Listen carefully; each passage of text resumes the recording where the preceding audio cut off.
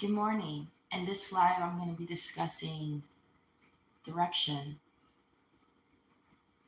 and my philosophy on it.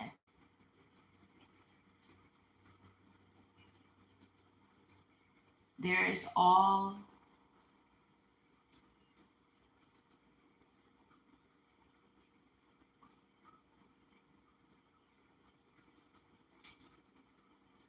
there is all direction, meaning you have to choose a way. You have to. If you're going to keep going,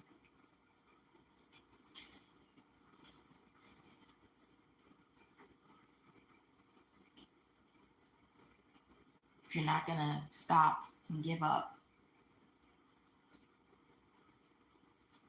all of us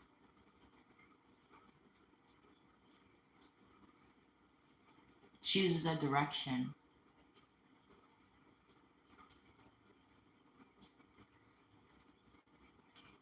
You may choose a direction where majority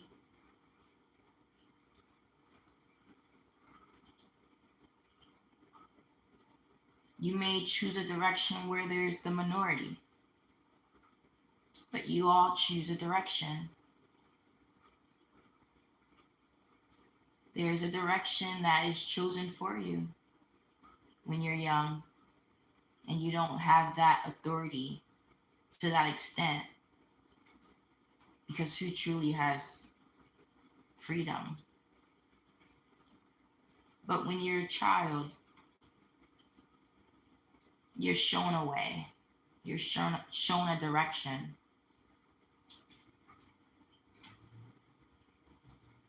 So you just can't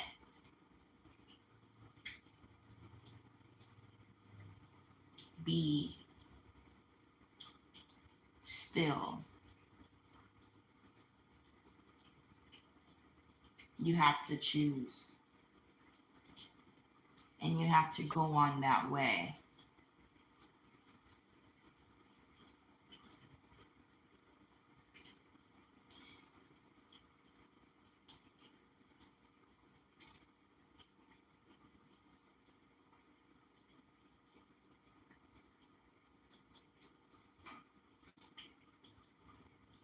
You have people that will steer you, will attempt to steer you in a direction that they're going.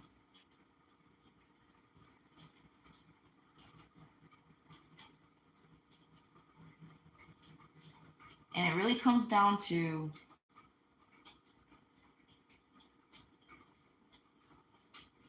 who's driving this direction. Is it you?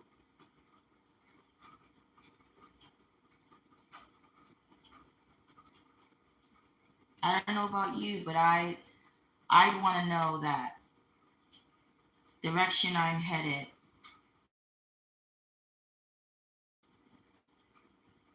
is from my spirit.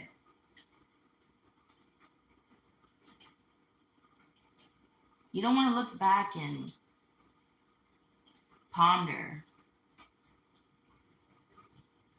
I really wanted to go this way, but I didn't.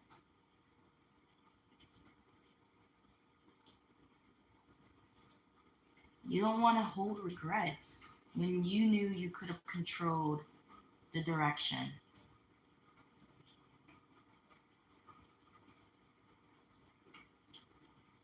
Don't be so swifty.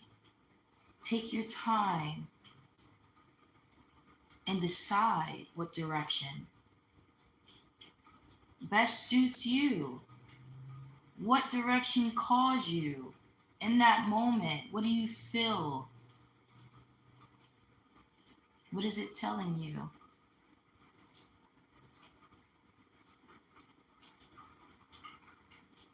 It's the importance of patience and being still in that moment. Yes, you still have to make that decision, But remember, once you do, that's it. There's usually no turning back. And if you do turn back and you have the opportunity to, and hopefully you're not too far down that direction,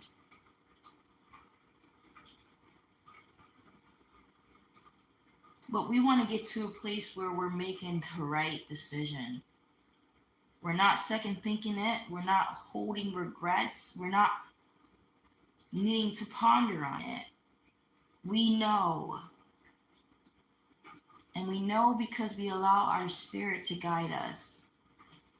What I mean by that is you, not everyone else.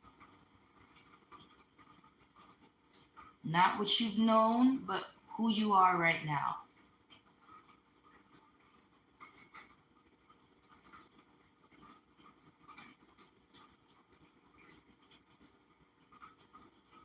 And you go forth. And it's better to go on a direction that's for you, made for you, feels good to you, than to feel like you're on someone else's path, following someone else's directions. And I talk about the whole scheme of things. Of course, in between places, the gray areas, when we're working for someone, working under them, it's apparent that we shall follow their directions. If we're working for someone's home and we're under their roof, it's their rules. It's their vision. It's what they like. And we're workers. Apparent. But if it's our life, our vision, then this is what's more important. This is our journey.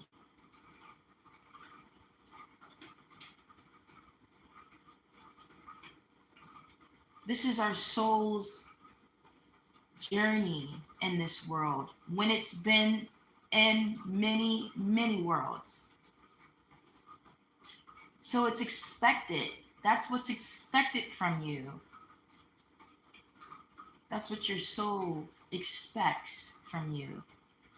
Not your flesh, not your mother, not your dad, not your work.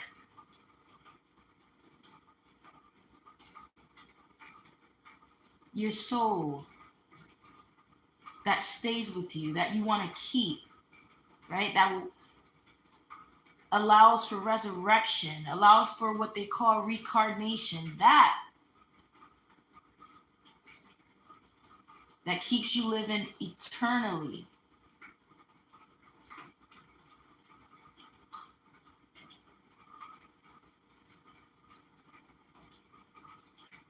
The soul that holds all knows all. When you don't, you forget. The soul is the most precious thing.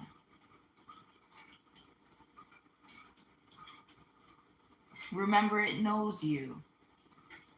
It's known you in many lives and many times, through the times, and the times do change. If anyone's proud of you, if anyone loves you unconditionally, it is your soul. And you align your soul with you. It is you that should love you. It is God. And it is God that loves you because he knows you. He's been with you. You've been with you. Even though you may have forgotten. Because it was intended for you to not remember those things. Because now you're in a new world, in a new time, in a new version. You're not a baby. You don't remember those things for good reason. You just know exactly what you need to know. You don't know the future, and the past fades. But none of these things truly goes away. None of these things, they're all in existence because they existed and they will. But the present right now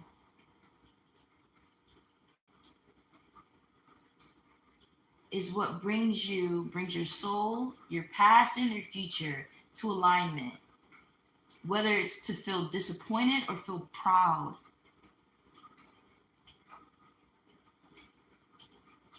your past self, your past version would be thankful for the journey that you're continuing, that you're still continuing. That's the first thing. That you're still choosing your own way, your own path. The future you is thanking you because it's seeing that you're willing to be this version that you haven't yet met, but you know you will be. And that knowing of oneself is the self thanking you, waiting for you.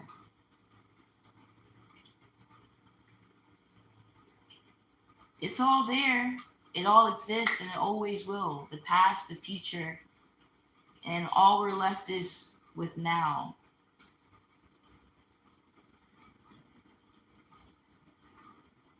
That's the beauty in envisioning, knowing what you are, who you are, creates the potential person that everyone knows they can be. Nothing less, nothing more. Just that alone is enough. Anything else is a bonus. And everyone has the potential to be better, ever learning, ever growing. The only time where anything stops or slow down is if it stops and it slows down. That's what we're creating. We're creating nothing.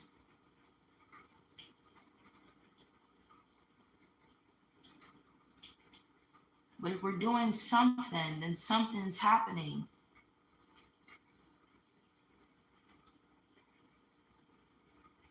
That's for sure. So your direction is the most important thing to oneself, to anybody, to everyone individually.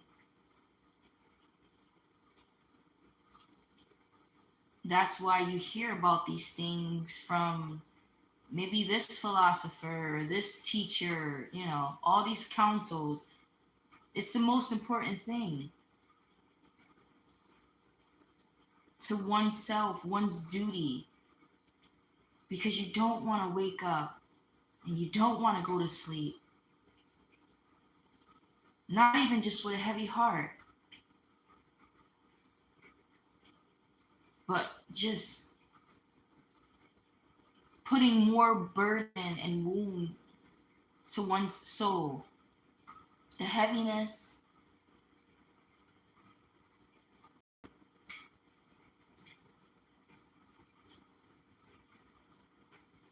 And if this is what you aim to be and you're not there yet, you keep believing. You keep hoping, you keep envisioning, you keep fantasizing, you keep that dream alive. Doesn't matter. I'm 30. I will tell you, I am exactly who I always knew I could be, who I would be. And I am the same person. I never wanted to change the essence of me, and I am still the same person. I inspire to be me. Yes, that's true. Of course, I can be better, as a human. Self-control. I mean, that's a everyday learning thing. That never maxes out because there's always something or someone.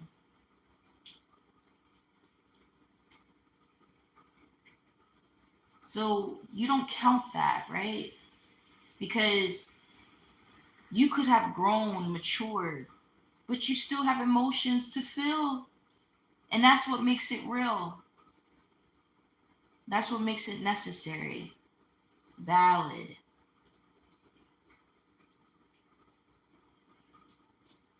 Yes, it will get you out of this space, this state that you've been in, maybe peace, harmony, but it doesn't mean that you've failed or taken a step back. No, it just means the signs of this is not the place for you and the people to be around. Because this certain person makes me feel this certain way. These range of emotions. And I don't want to feel this emotion today. Right? I don't want to feel this emotion in this place. That's all it is. But it's okay to not like something and feel like you don't like it. Because again, you're among outer entities outside of yourself. That has nothing to do with you. It is beyond your control to be in existence here on earth among people with many different directions, views, and choices.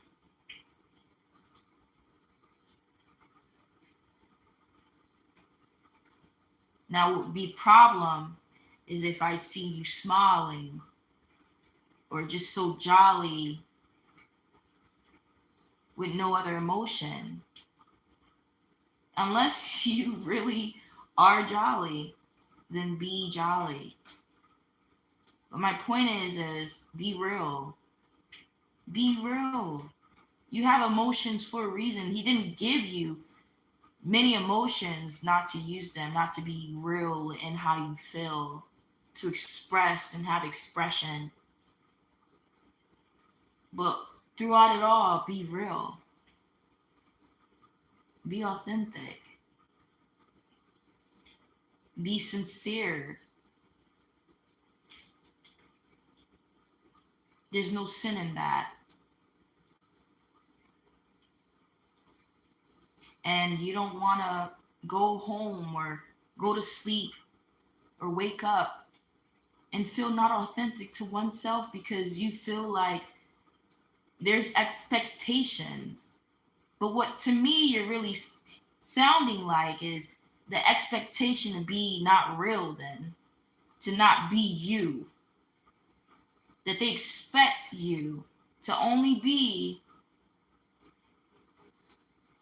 one thing, and it's what they require. And that sounds familiar, doesn't it? But that's not the direction I'm taking. That's not the direction I'm steering for the next generations. I may be barren, but I am a mother. I'm a mother figure. I am a sister. I am my auntie.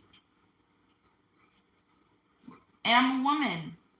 Overall, I hold knowledge. And so that's the direction that I want people to remember. There are many directions, many paths, paved ways.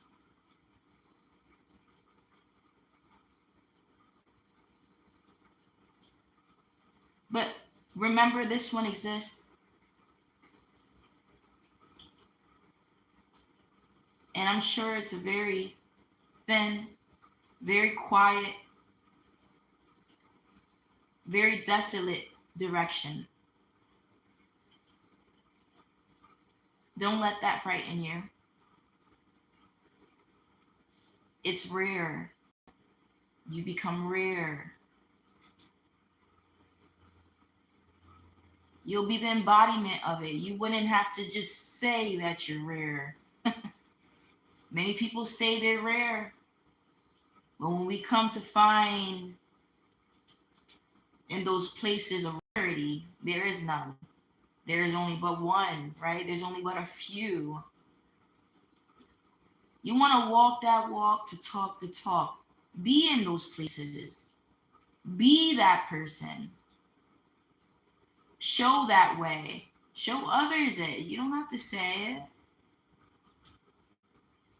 Live it.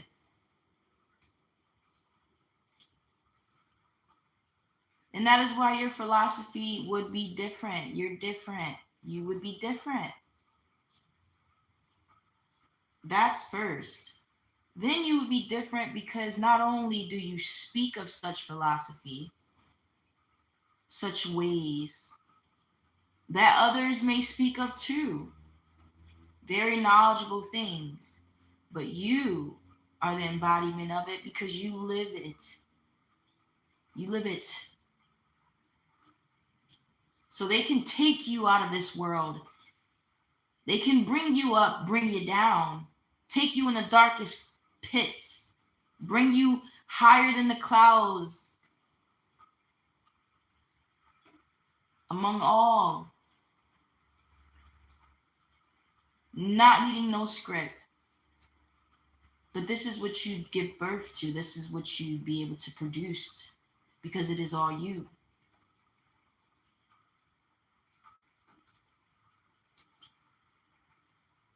And it's also the direction that you chose to stay on. You didn't choose to stop. You didn't choose to change lanes or turn around. You know, you were sure. There's beauty in uncertainty. There is. That's when you're gonna make.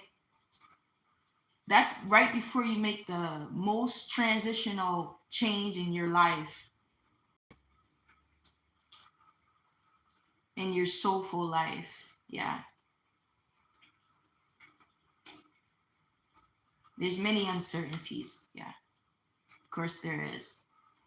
But in your soul, you should feel uncertain right before you know. You should feel uncertain when you're trying to balance the flesh and the spirit. Yeah. Even within knowing, there's beauty.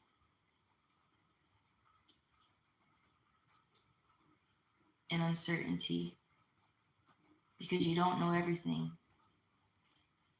I don't. I only know what I know.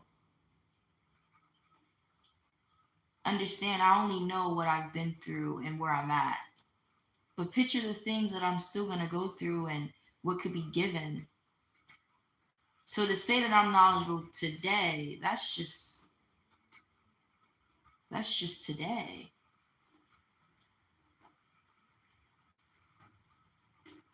He has even taken me out of this place. I'm just beginning. I've just started.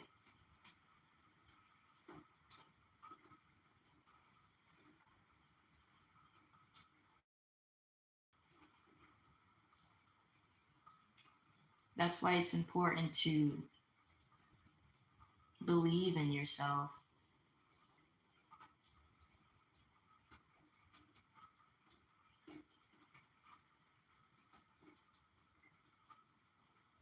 Isolation is key. It keeps you safe from going too far outside of yourself. And I said too far. We've all crossed the line. We've all fallen short.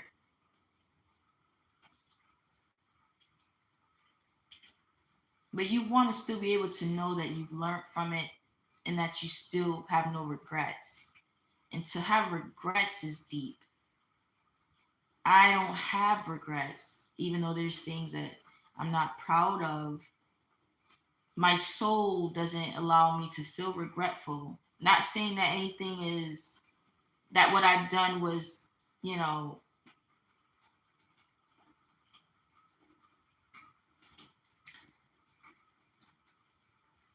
the worst thing. I'm not saying that because if it's not good, it's not good. But you don't want to be regretful. And that's why, again, patience is key. Take your time. If you're a parent, instill these things in your children. Take time with them to speak to them.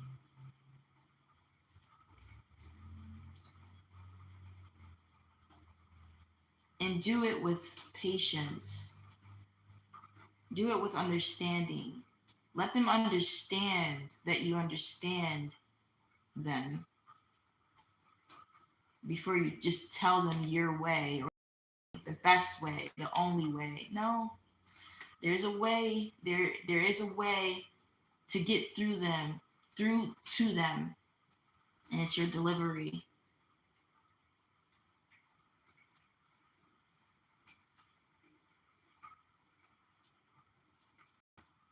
Because I know that patience is key.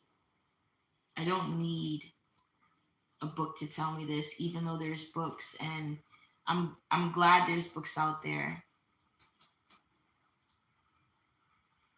There should be more of them. Books about patience, believing in yourself. And I feel like even when there is, it's usually centered around one topic or one certain type of people, and that's cool. But we're not speaking on the flesh, we're speaking on the soul as a whole, your purpose, your foundation, the root of your existence. Because we're all waiting for true fulfillment. We're all waiting to be judged. Yeah, we're all waiting. And we're all choosing to still, continue while we wait and do whatever we have to do because that's all we can do.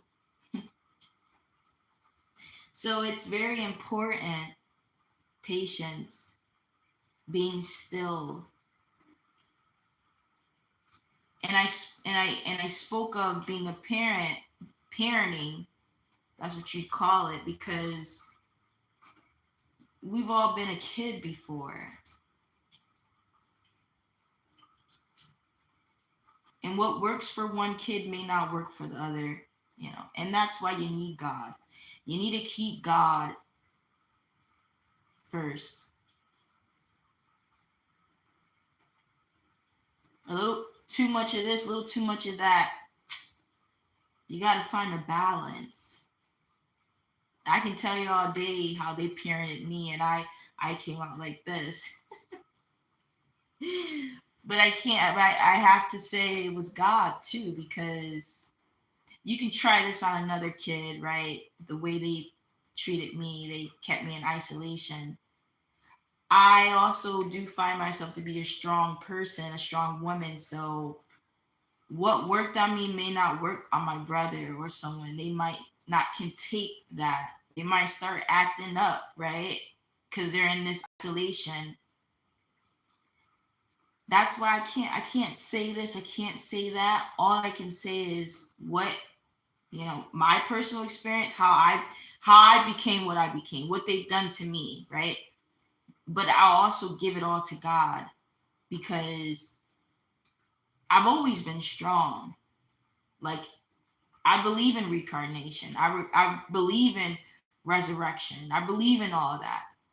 So it would make sense on why am I so strong? Why was I always strong? How could I be so strong as a child?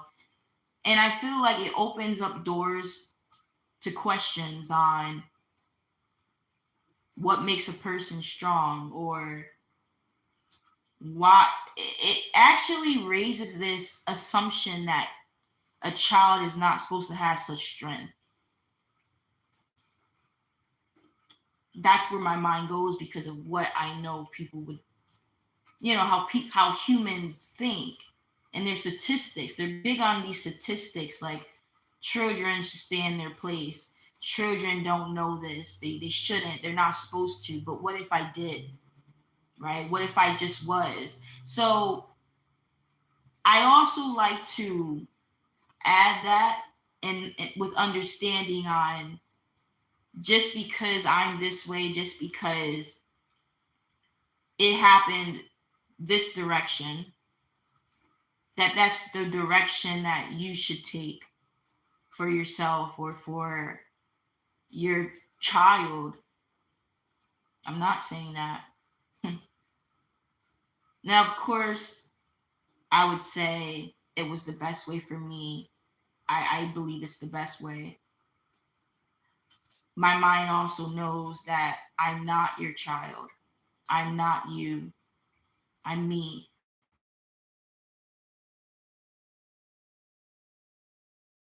The emphasis. As I was saying,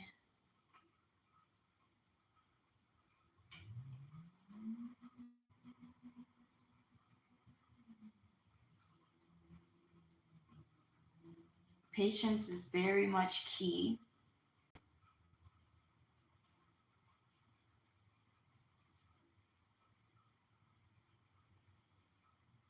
Especially when and with children.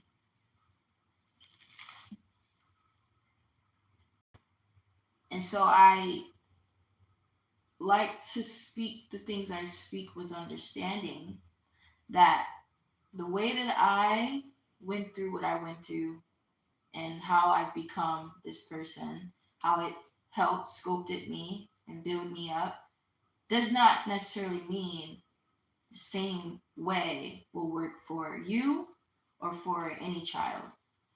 Because it also takes the will of the person, the essence of them. And as I spoke before, that is why I'm big on the person's soul. Because it really tells you who that person is. And knowing oneself or knowing that person and who they are will help drive them into the direction that is necessary, that is needed for them to prosper. It's the person's soul. Because the soul is all knowing. It's the flesh that doesn't.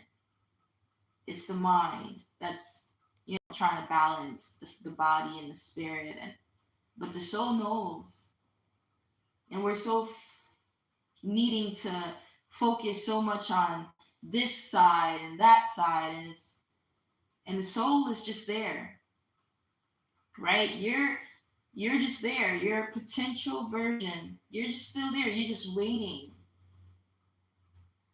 for that moment, waiting to be in alignment. So I don't ever want anyone to feel that I need you to be the way that I am, do the things that I do, to receive the things I'm receiving or believe I am. But I will always share who I am and why I believe my life is the way it's been and why my life is going the way it is. And that leads back to the direction that I choose to take and also what has been chosen for me.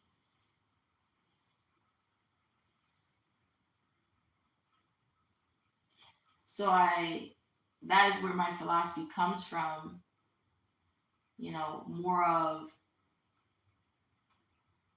self, more of God, because that is how my direction was steered. There was no one steering it. It was a lot of isolation.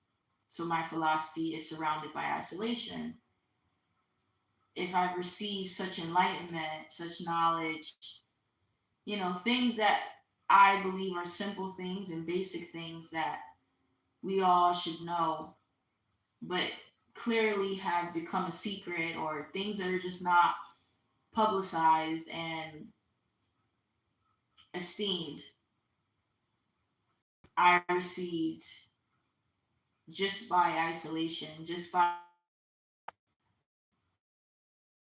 in me, right? Not liking the things of me that makes up my spirit. I learned it from that. You understand? And that's self. That's me being me. I learned the world. I learned the truth by being me. And again, it goes back to my belief in my soul.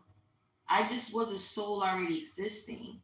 So I can't necessarily answer why it's me, why I known these things, why I just been strong and always been strong as a child. All of my soul tells me is that it lived before this, and that I was always who I was before this. And so that's my philosophy. I am who I am, have always been. I've been who I needed to be. I get that from just me being all that I am already. And that's how I answer it. I answer it honestly. There's no other factors that I could credit.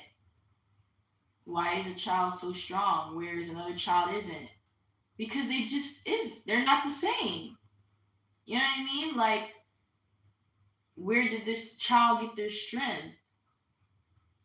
I'm sure they lived before this world, and I'm sure they built themselves up. And now that they're being born into this world, they've come into this world with all that they are, all that they've been. So it works out either way. It works out either way for them. Strong is definitely not a bad thing, but in this world, it has been shown to be clearly. But that is my take on it, because I am that. So, yes, being patient, and I assume learning that person, learning your people, learning this child's essence, learning their strengths and their weaknesses is key.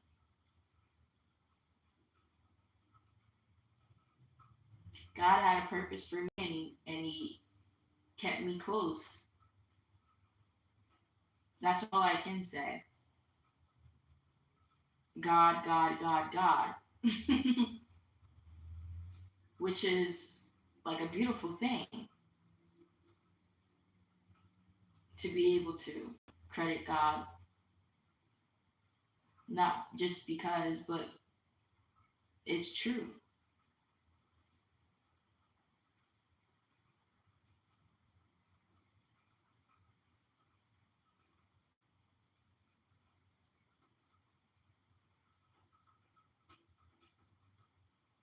So I will say that solitary is key. I will say it for everybody because it's grounding.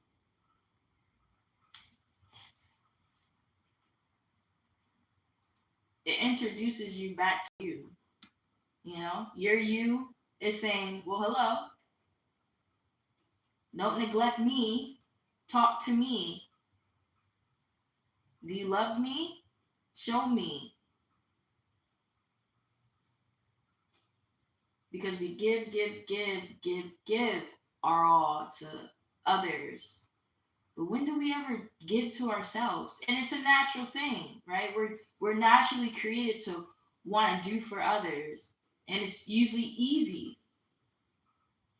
it's, and it's us doing for ourselves that don't come first. It's like we put ourselves second, which is a admirable thing. It's very noble. But to neglect oneself is no love to oneself, and yourself is hurting. And we all have our moments, because I can tell myself I love myself, but I'm neglecting myself. And myself could mean many things, because it has to be. It has become many things. It's flesh, it's bone, it's mind, it's body, it's spirit, it's soul, it's skin. I have to make sure every part of me is at least being shown attention. So I can spend all day speaking with my spirit and not touch my flesh, right? Not bathe my skin, not moisturize it, not massage it,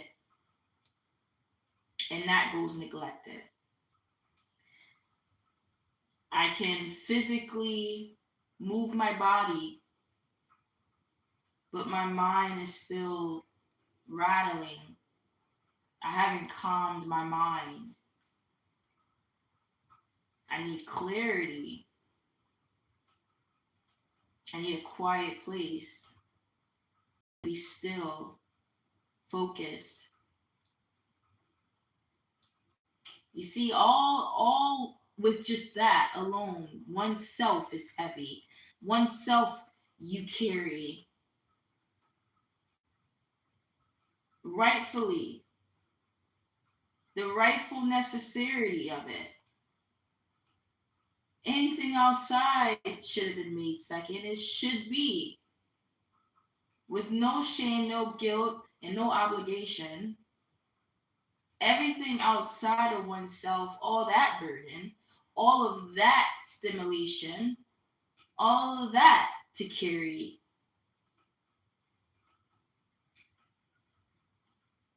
is not necessary. And it is only made necessary if you choose, right? If your heart calls you to do it.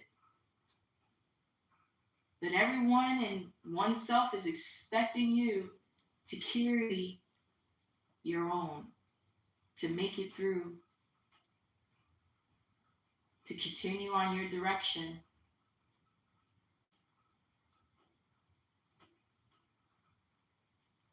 So make sure you're patient with your decision making.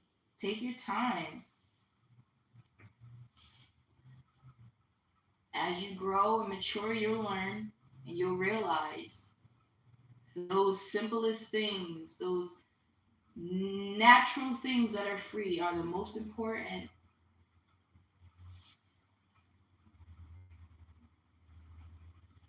The most important is to take your time and be still.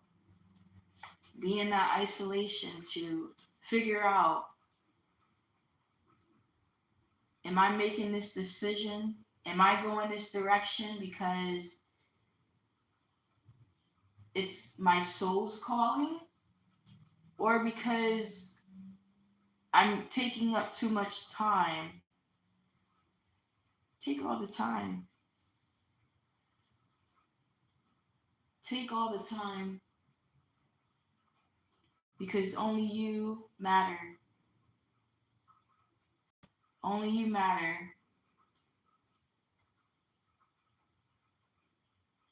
When it comes to your journey, your destiny, your purpose, your relationship with the Father. You individually, just like He created you individually, perfect in His eyes, in His hands. He said, "This is my baby. This is my daughter."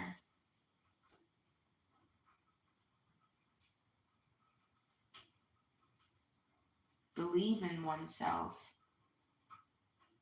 Be kind. Use sound mind. Be wise. He says, you're not perfect. My baby is not perfect, but she is mine.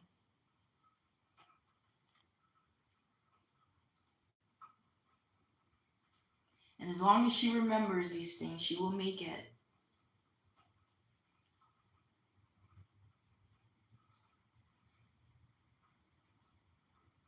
Keep in that direction. And I'll leave it there.